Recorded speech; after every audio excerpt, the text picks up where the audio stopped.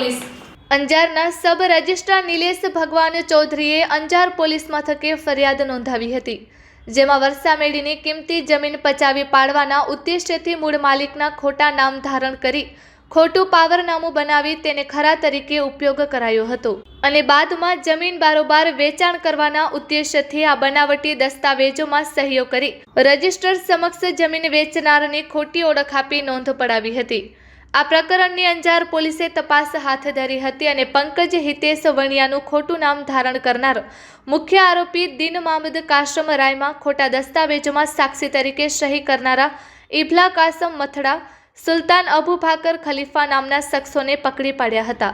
આ ત્રણેય આરોપીઓને રિમાન્ડની માંગ સાથે કોર્ટમાં રજૂ કરાતી ત્રણેયના 7 દિવસના રિમાન્ડ મંજૂર થયા હતા। પ્રકરણના અન્ય આરોપીઓને પકડી પાડવા સહિતની આગળની વધુ તપાસ હાથ ધરી છે। આ કામગીરીમાં અંજાર પોલીસ સ્ટેશનના police inspector AR Gohil, police sub inspector RP Jadeja તથા અંજાર પોલીસ સ્ટાફના માણસો સાથે રહ્યા હતા। Report by Bharti Makhijani, Anjar.